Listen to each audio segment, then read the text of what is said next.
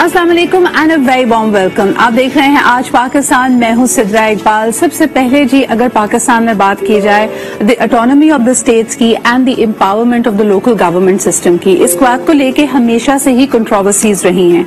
कहीं ना कहीं ऐसा लगता था कि पहले विफाक सूबाई हुकूमतों को मजबूत नहीं करने देना चाहते, उनको एक फ्री हैंड नहीं देना चाहते, कई जो प्रोविंशियल सब्जेक्ट्स हैं वो भी विफाक के पास होते थे। लेकिन 18वीं तरमीम के बाद हमने देखा कि सूरत हाल बहुत मुख्तलिफ है और यकीनन ये transition of power and autonomy has continued.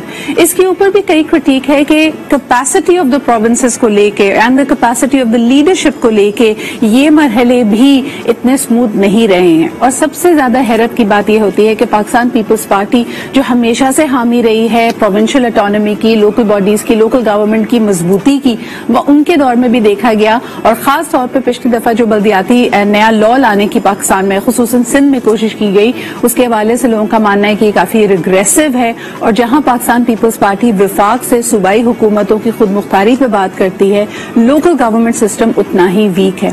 अल्लाह अल्लाह करके हमने देखा कि बल्दियाती इंतखाबात हुए 14 अजला में, लेकिन वो भी पुरअमन या स्मूथ नहीं थे। कल जो मनाजर आपके सामने आए उसकी कुछ झलकियां इस वक्त भी आप स्क्रीन पे देख रहे हैं। और पाकिस्तान तहरीक इंसाफ ने भी इन जो इंतजामात हैं उनको काफी रिग्रेसिव करार दिया, उन्होंने उसके ऊपर तनकीद की। MQM के हवाले से भी लोगों ने कहा कि अब वो किस तरह इस मामले को हल करेंगी। MQM ने पाकिस्तान तहरीक इंसाफ, पाकिस्तान पीपल्स पार्टी, तमाम ही वफाकी जमातों के साथ चल के देख लिया, लेकिन उनके जो मसाइल हैं, उनके जो चैलेंजेस हैं जूं के तू हैं। कल भी हमने देखा कि इमरान इस्माइल साहब की तरफ से उनके लिए एक खुला इन्विटेशन था कि आज भी we are just a phone call away. तो देखना यह है कि बल्दियाती इंतखाबात का क्या असर पूरे मुल्क की पॉलिटिक्स पर पड़ेगा।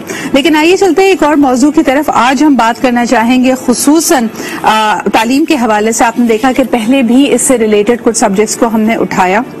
हमारे साथ मौजूद होंगे जिया साहब, आप चीफ एग्जीक्यूटिव हैं आवाज CDS के। आवाज की टीम पहले भी हमारे साथ मौजूद रही, ग्रास रूट लेवल पे काम करती है।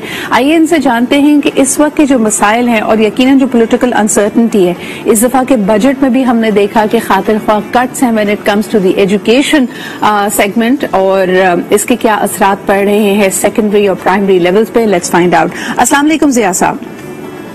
वालेकुम अस्सलाम। जैसा बहुत बहुत शुक्रिया, आप ग्रास रूट कम्युनिटी के साथ काम कर रहे हैं। पहले भी आपकी कॉलीग के साथ हमने एस्टैब्लिश किया कि this is no longer a demand problem, this is more और less a supply issue now.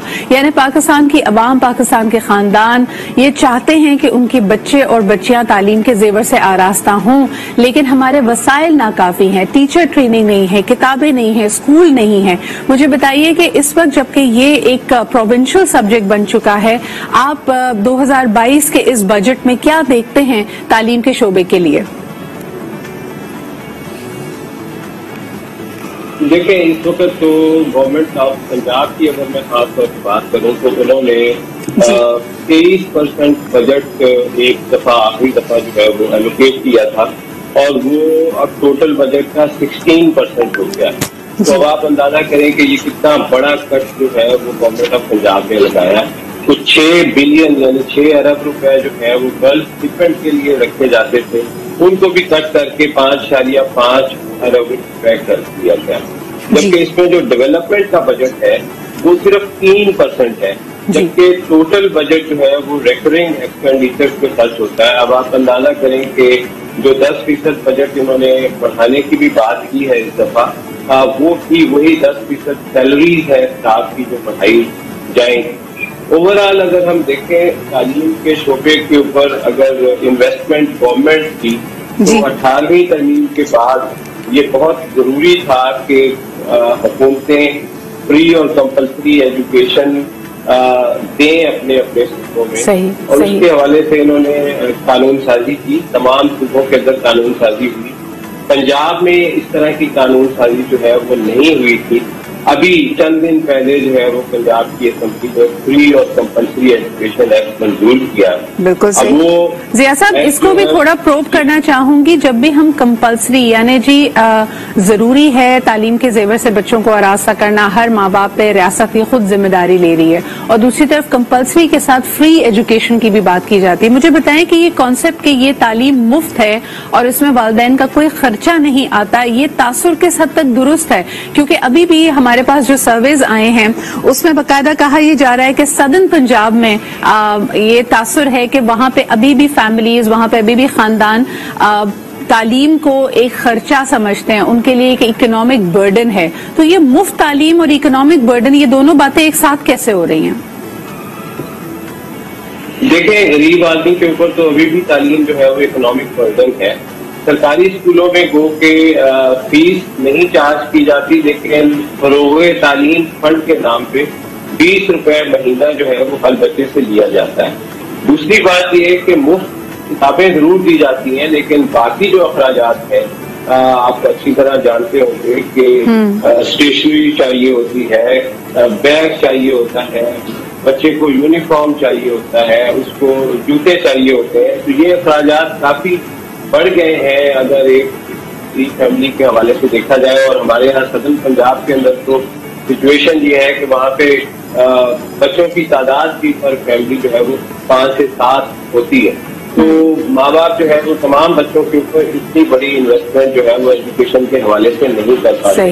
Free اور کمپلسری ایجوکیشن کا دنیا کے اندر جو کانسیپٹ ہے وہ یہ کہ وہ ہر چیز جو ہے وہ مفت بچوں کو دیتے ہیں اور یہ لازمی قرار دیتے ہیں کہ ہر بچہ جو ہے وہ اسکول پہنچے، بلکہ مڈ ڈے میل بھی جو ہے وہ بچوں کو دیا جاتا ہے. یہاں اس طرح کا کوئی کانسیپٹ نہیں. اچھا، اور مین مسائل کیا سامنے آ رہے ہیں؟ اکنامک پرابلمس کے بھائی خرچہ ہوگا، یہ پیسے دینے پڑیں گے، ان تمام اخراجات کے لیے پیسے نہیں. اس کے علاوہ جو مسائل ہیں جس پہ ہم اکثر کہتے ہیں کہ جیسے اسکول کی جو اپنی بلڈنگ ہے وہ اس قابل نہیں ہے کہ وہاں پہ بچے جا سکیں، بچیوں کے لیے یہ اسکول بہت دور ہیں، یہاں پہ واش روم کی، پانی کی فیسلٹی موجود نہیں ہے، اور اس کے ساتھ ساتھ جو تعلیم کا معیار ہے، کیا اکثر یہ بھی دیکھا گیا ہے کہ اگر اسکول موجود ہے تو ٹیچر غائب ہے، ٹیچر موجود ہے تو بینچ غائب ہے، کرسی نہیں ہے.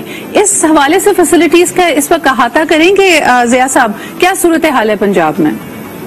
جی سدرا، آپ نے بالکل ٹھیک کہا. اصل میں 4 بڑے ایشو جی ایک تو ایکسیسیبلٹی کا ایشو ہے. اسکول بہت دور ہوتے ہیں اور خاص طور پہ بچوں کو جو ہے وہ ایکسیسیبل نہیں ہے.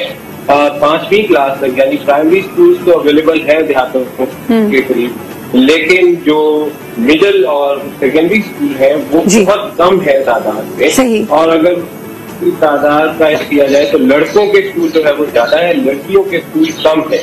تو لڑکیوں کو دور دراز کے علاقوں کے اندر ماں باپ جو ہے وہ بھیجنا نہیں چاہتے، ٹرانسپورٹیشن کی فیسلٹی اویلیبل نہیں.